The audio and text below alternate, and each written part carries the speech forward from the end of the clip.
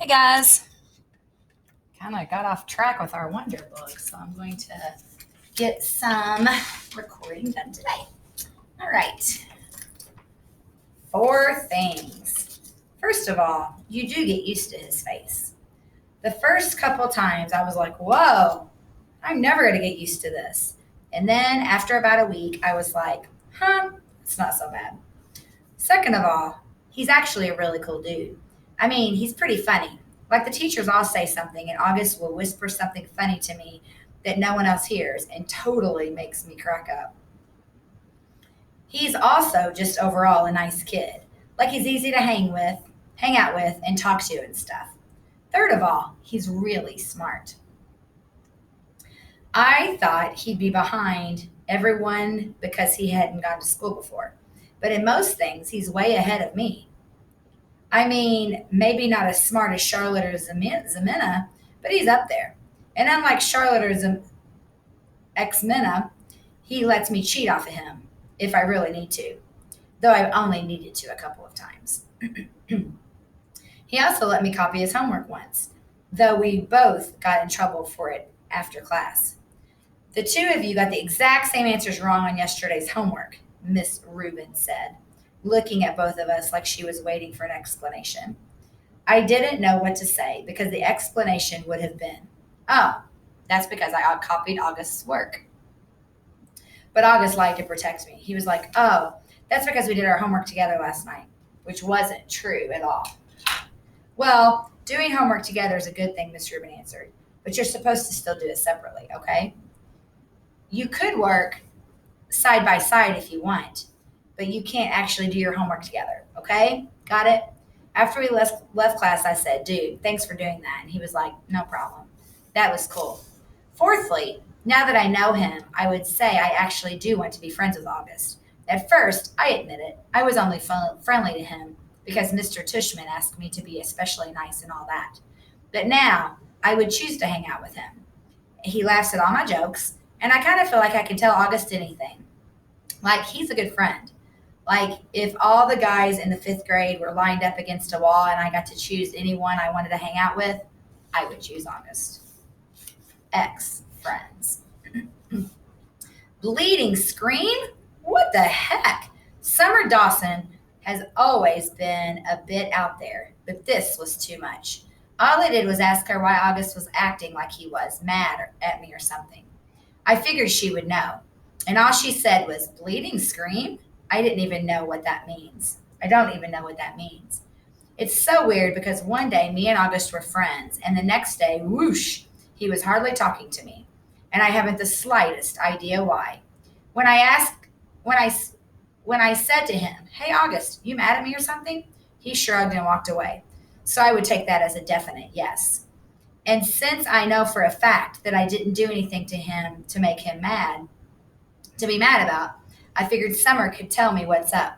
But all I got from her was bleeding scream. Yeah, big help. Thanks, Summer.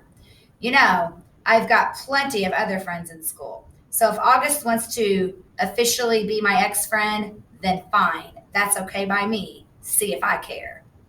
I've started ignoring him like he's ignoring me in school now. This is actually kind of hard since we sit next to each other in practically every class. Other kids have noticed and have started asking if me and August have had a fight. Nobody asks August what's going on. Hardly anyone ever talks to him anyway. I mean, the only person that ever hangs out with him other than me is Summer.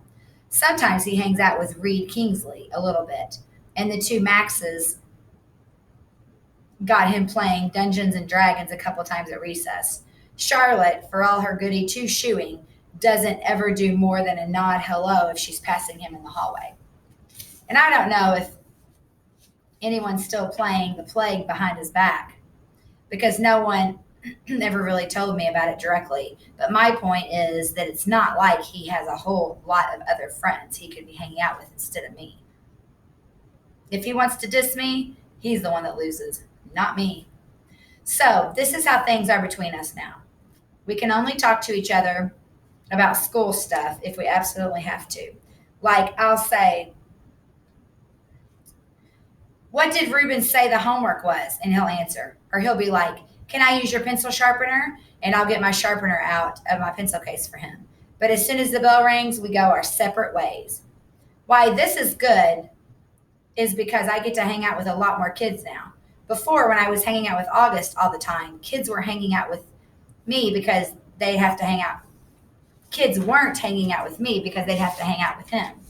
Or they would keep things from me, like the whole thing about the plague. I think I was the only one who wasn't in on it, except for Summer and maybe the D&D crowd. And the truth is, though nobody's that obvious about it, nobody wants to hang out with him. Everybody's way too hung up on being in the popular group. And he's just as far from the popular group as you can get. But now I can hang out with anyone I want. If I wanted to be in the popular group, I totally could be in the popular group. Why this is bad is because, well, A, I don't actually enjoy hanging out with the popular group that much, and B, I actually liked hanging out with August. So this is kind of messed up, and it's all August's fault. Snow. The first snow of winter hit right before Thanksgiving break. School was closed, so we got an extra day of vacation. I was glad about that because I was so bummed about this whole August thing, and I just wanted I wanted some time to chill out without having to see him every day.